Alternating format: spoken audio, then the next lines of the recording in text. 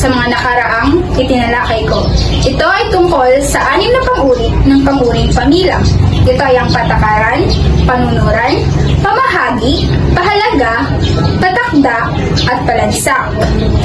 At tapos na rin natin ang antas ng pang-uri, ang lantay at ang pahambing na magkatulad.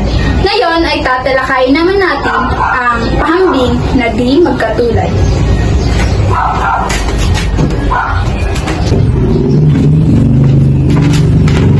Pahambing na di magkatulad.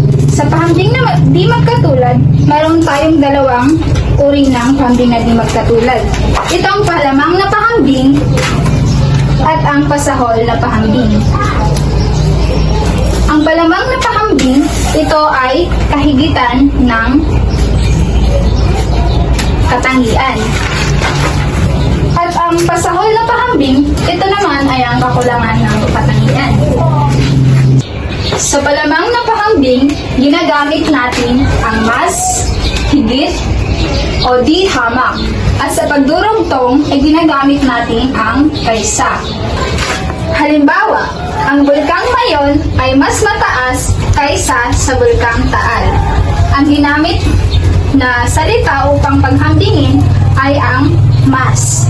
At sa pagdurugtong, ginamit ang kaysa. Sa pangalawang halimbawa, si Wanda ay higit na magaling kaysa kay Ali. Ang ginamit na upang paghambingin ay higit. At ang idinurugtong ay kaysa.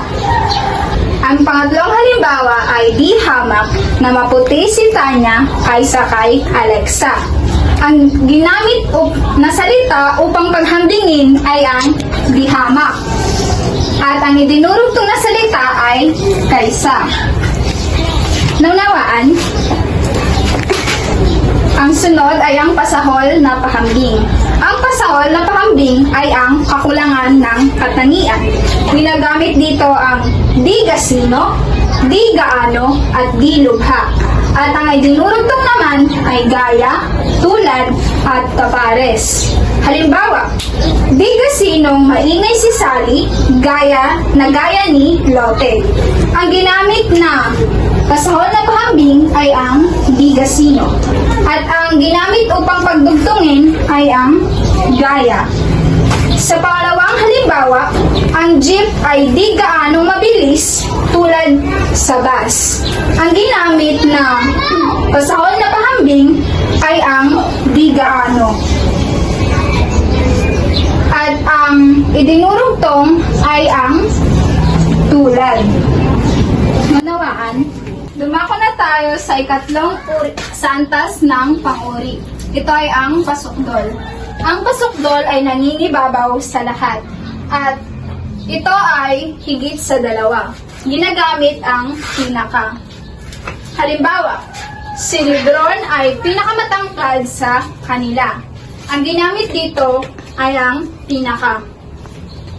At sumunod ay pinakamaganda si Eloisa kaysa kay Kian at Eva.